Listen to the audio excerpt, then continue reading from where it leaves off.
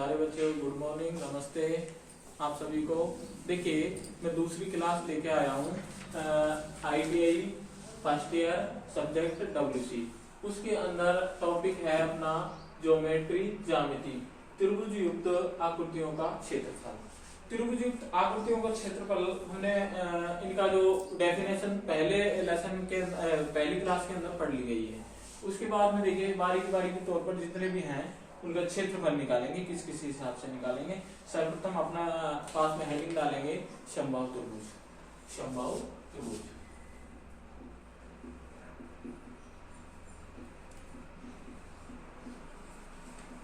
समबाहु त्रिभुज का क्षेत्रफल। क्षेत्रफल देखिए, समबाहु त्रिभुज का क्षेत्रफल कैसे निकलता है, इसको निकालेंगे। कैसे होता है, देखिए समबाहु त्रिभुज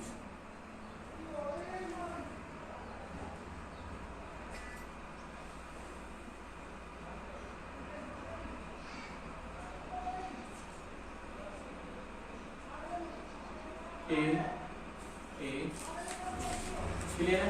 देखिए ए और बी के बीच की दूरी क्या है, ए, और बी और सी के बीच की दूरी क्या है, ए। देखिए तीनों जो भुजा है वो क्या है, समान है, और तीनों कोण क्या है, समान है। समबाहु त्रिभुज हो गया।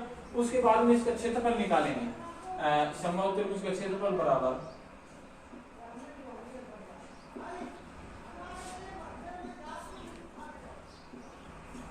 का क्षेत्रफल बराबर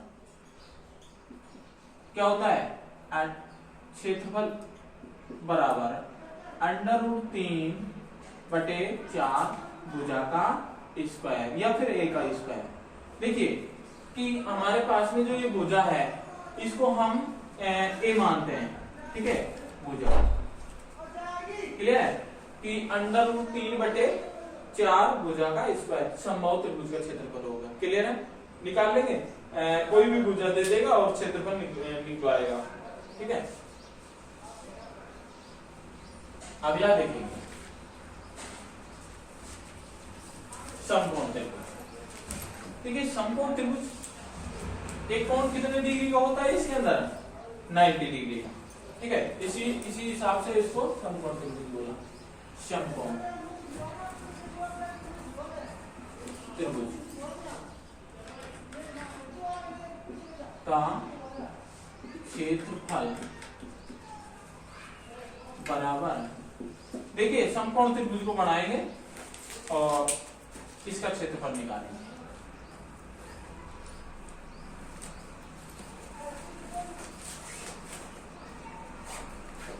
A B C। उसके बाद में देखिए कि इसके अंदर इसको यहां से यहां तक की दूरी मानी H, यहां से यहां तक की दूरी मानी L, ठीक है। इसका क्षेत्रफल निकालेंगे। क्षेत्रफल बराबर मतलब समकोण त्रिभुज का क्षेत्रफल बराबर समकोण त्रिभुज का क्षेत्रफल बराबर क्या होता है कि 1/2 इंटू L इंटू H। देखिए इस तरीके से भुजा दे देगा और एक कोण दे देगा, तो हमारे पास कौन सा कोण हुआ, त्रिभुज कौन सा हुआ, समकोण त्रिभुज। देखिए H कहां से निकाल लेंगे, यहाँ से। उसके बाद में L कहां से निकाल लेंगे, यहाँ से। क्लियर है, इसका क्षेत्रफल निकाल सकते हो। उसके बाद में अगला त्रिभुज देखिए विषमबाहु त्रिभुज। विषमबाहु त्रिभुज के अंदर देखिए कैसा होता है विषमबाहु त्रिभुज। उसके बाद में इसका क्षेत्रफल आदि परिमाप, दो चीज निकालेंगे इसके अंदर। विषमबाहु त्रिभुज, विषमबाहु त्रिभुज, विषम बाहु त्रिभुज का क्षेत्रफल। देखिए विषमबाहु त्रिभुज का क्षेत्रफल निकालेंगे। चित्र कैसा होता है उसको बनाएंगे सर्वप्रथम। देखिए ठीक है, इसको माना मैंने ए इसको बी, इसको सी। उसके बाद में देखिए ए, बी और सी माना, ठीक है, क्लियर है। उसके बाद में देखिए इसके अंदर दो सूत्र निकल के आते हैं, एक तो अर्ध परिमाप आता है और एक क्षेत्रफल निकल के आता है। अर्ध परिमाप कैसे निकालेंगे, देखिए इसको एस से डिनोट करते हैं, विषमबाहु त्रिभुज का क्षेत्रफल का अर्ध परिमाप, मतलब अर्ध परिमाप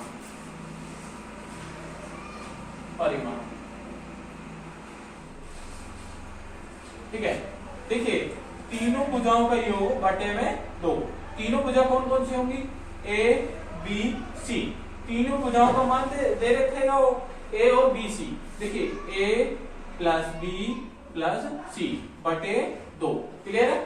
अर्ध परिमाप यहां पर हम एस से डिनोट करते हैं इसको, ऐसे तरीके से, क्लियर है। जिसको हम इसके अंदर एक दो नाम है इसके, एक तो है विषमबाहु त्रिभुज, जिसको हम न्यूटन का सूत्र बोलते हैं। देखिए क्षेत्रफल निकालेंगे विषमबाहु त्रिभुज का क्षेत्रफल, विषमबाहु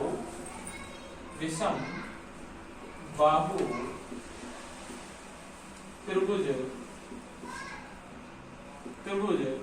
का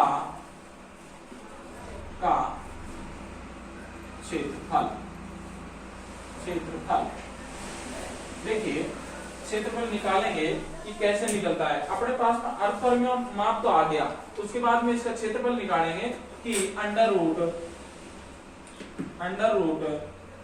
एस कोष्टक एस माइनस ए कोष्टक एस माइनस बी कोष्टक मतलब कोष्टक बंद करके नहीं चलेंगे, खोल करके।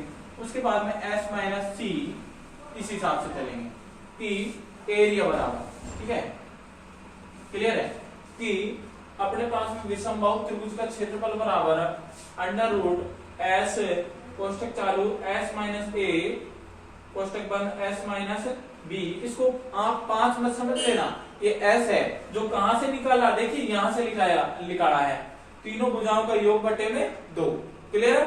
उसके बाद में अपने पास में तीनों भुजा दे रखेगा, एस में से तीनों को बारीकी से तीनों को एक बारी के तौर पर घटा देना है, क्लियर है। उसके बाद में देखिए अपने पास में हो गया विषमबाहु त्रिभुज। उसके बाद में देखिए अगला त्रिभुज देखिए, समलंब चतुर्भुज।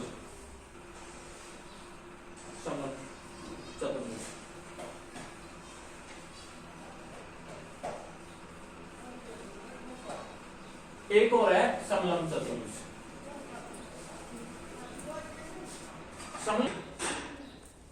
त्रिभुज की दो भुजाएं और उनके बीच का कोण कैसे निकालते हैं।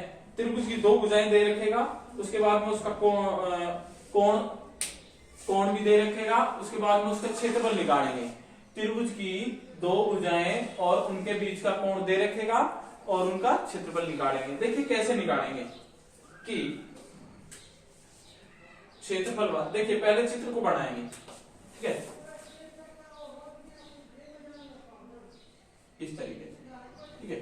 इसको ए मानना, इसको बी मानना, इसको सी मानना। उसके बाद में इसको स्मॉल ए मानना और इसको बी माना और इसको थीटा कोण माना, ठीक है। इसका क्षेत्रफल निकालेंगे, ऐसे दे रखेगा कि त्रिभुज की दो भुजाएं और उनके बीच का कोण है, ठीक है, दे रखेगा वो, और उसके बाद में दो भुजाओं का मान दे देगा और उसके बाद में उसका क्षेत्रफल निकलवाएगा। देखिए कैसे निकालता है। इसका क्षेत्रफल बराबर सूत्र होता है, क्षेत्रफल